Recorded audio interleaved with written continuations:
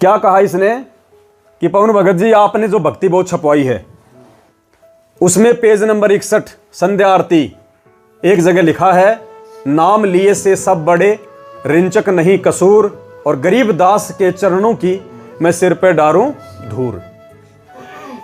अब जो एक नई भक्ति बोध हमने और छपवाई है इसके बाद अभी 4 दिन पहले पुस्तक यही है, उसमें हमने क्या किया, इस वाणी में जहां पे लिखा है कि गरीब दास के चरणों की मैं सिर पे डारूं धूर, वहां पे परमात्मा ने सत प्रेरणा देके ये लिखवा दिया कि सतगुरु रामपाल जी के चरणों की मैं सिर पे डारूं धूर।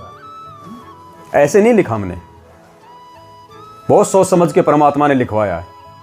बचा बचा के चलता परमात्मा मुझदास को। यह भक्ति बोध का सरलार्थ है, यथार्थ भक्ति बोध, जिसमें गुरुजी ने तीनों समय की आरतियों का सरलार्थ कर रखा है, वाणियों का। इसमें पेज नंबर 100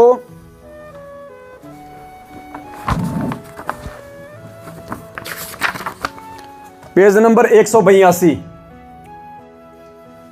आपके घर पे भी होगी ये, मैंने तो बनवा रखी है मैनेजमेंट के माध्यम से। जो इसका सरलार्थ है वो दूसरी पुस्तक है, थोड़ी वो पीली पीली सी है।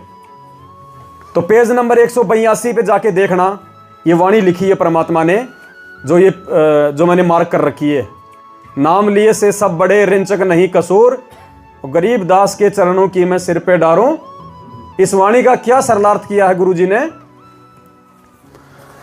यह वाणी संत गरीबदास जी की अपनी नहीं है, यह किसी प्रशंसक ने बनाई है जिसने आरती के साथ साखी जोड़ी है। फिर भी हमारे लिए संत गरीबदास जी आदरणीय हैं। हम इन्हीं की अमृतवाणी से ज्ञान ग्रहण करते हैं, साधना करते हैं। संत गरीबदास जी का मानव मात्र पर विशेष उपकार है, इसलिए संत गरीबदास जी को बुलाया नहीं जा सकता। जिस महान आत्मा को परमात्मा मिले उनका नाम बोलने से भी पुण्य होता है। लेकिन आप क्या हैं? गरीबदास जी के चरणों की मैं सिर पे डारूं धूर, इस वाणी को बोलने से किन लोगों को पुण्य मिलेगा? जो लोग संत रामपाल जी महाराज जी के शरण में नहीं हैं, उनके लिए संत गरीबदास जी एक संत है। उन लोगों को यह वाणी बोलने से, पढ़ने से लाभ मिलेगा। हम पतिव्रता आत्मा हैं। हमारा पति कौन है? संत रामपाल जी भगवान। हम किनके चरणों की धूल अपने सिर पे डालने के अधिकारी हैं? परमात्मा के ना, संत रामपाल जी के चरणों की धूल डालने के अधिकारी है ना। क्या आप गरीबदास जी महाराज जी के चरणों की धूल को अपने सिर पे डाल सकते हैं? अगर वो इनके बराबर में आके हो जाएं खड़े, डाल सकते हैं? हमने वाणी चेंज नहीं की गरीबदास जी की, क्योंकि परमात्मा कह रहे हैं गरीबदास जी की है ही नहीं वाणी। पुण्यात्माओं, यह परीक्षा है हमारी, यह परीक्षा है। इसी को कहते हैं, सब सुमरे अपने अनुमाना तो गति लखी न जाए, कहे कबीर कृपया कर जन पर ज्यों की त्यों। जिस पे परमात्मा दया करेगा, जिसको निमित्त बनाएगा, वो ही समझ सकता है और वो ही समझा सकता है। यह आरती की पुस्तक है,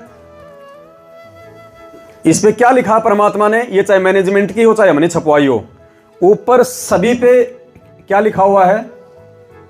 परमेश्वर कबीर साहिब व संत गरीबदास जी महाराज जी की अमृत वही वाणी से नित्य नियम पुस्तिका। दो ही महापुरुषों की वाणी है ना इस पूरे में, पूरी तीनों समय की आरती की पुस्तक में, भक्ति बोध में दो ही महापुरुषों की वाणी है ना, क्योंकि लिखा हुआ सबसे ऊपर क्या लिखा है? परमेश्वर कबीर साहिब व संत गरीबदास जी महाराज जी की अमृतमयी वाणी से नित्य नियम। परमात्मा किसी तीसरे की वाणी को कैसे इसमें डाल देंगे? एक जीव की वाणी को डालेंगे इसमें, जो भगत भी नहीं है। हमारे लिए यह किसी भगत की वाणी नहीं है। नाम लिए से सब बड़े रिंचक नहीं कसूर, यह परमेश्वर सतगुरु रामपाल जी भगवान ने खुद लिखी है। और हमारी कॉमन सेंस को चेक करने के लिए कि नालायकों 27 साल से इतना ज्ञान लेने के बाद तुम्हारी बुद्धि कहां जा रही है।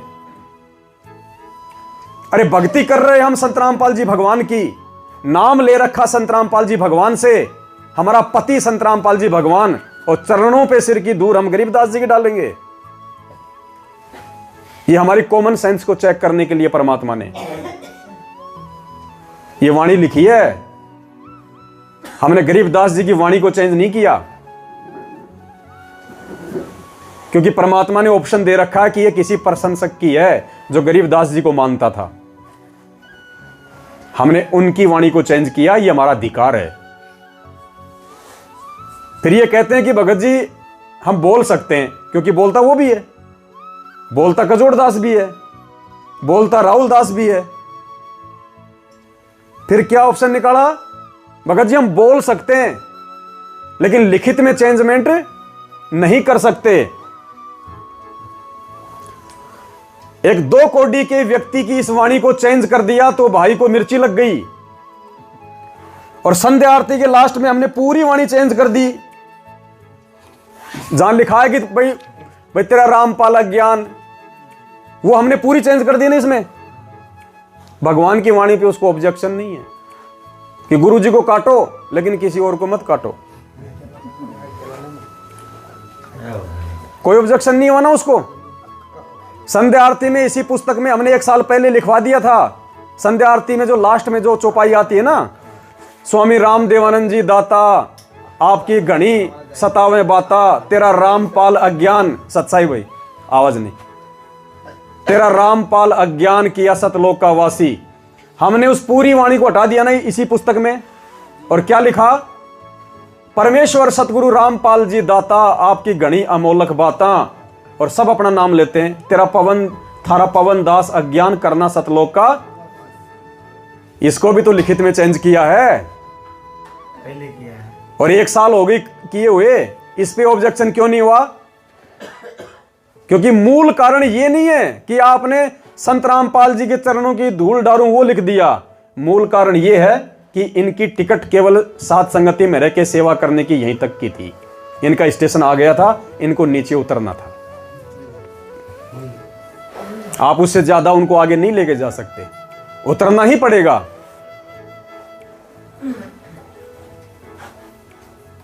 पुण्यात्माओं, लेकिन इनका यह बहाना भी यहां पे काम नहीं आएगा कि हम बोल सकते हैं, लिखित में चेंज नहीं कर सकते। इनका यह बहाना भी यहां पे काम नहीं आएगा। पवनदास के साथ में रह के तुम पवनदास की विद्या नहीं सीख सकते। सबसे बड़ी गलती यही करते हैं ये लोग। एक शेर का जन्म हुआ, और जन्म होते उसकी मां मर गई और उसका बाप मर गया। अब बच्चे को कौन पाले? तो ये जिम्मेदारी ले ली उसकी मौसी ने, बिल्ली ने। भाई बच्चा है, बड़ा तो करना ही पड़ेगा, शिकार उकार कैसे करना है, नहीं तो पेट कैसे भरेगा। तो मौसी ने उसको सारे दाव पे सिखाए।